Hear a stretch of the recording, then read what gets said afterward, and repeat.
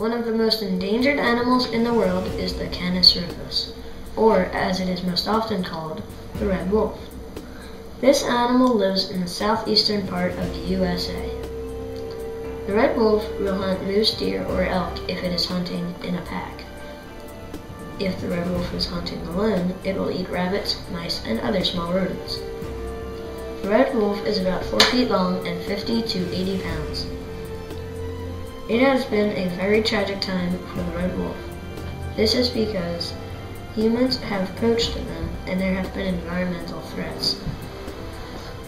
Sadly, they were officially declared extinct until 17 were captured. Since the fact that the red wolf was wiped out, they have only been able to make a slow recovery. This is not good.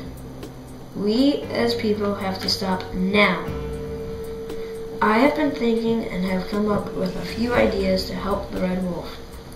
We can create laws saying if you poach, you will go to jail for up to 10 years.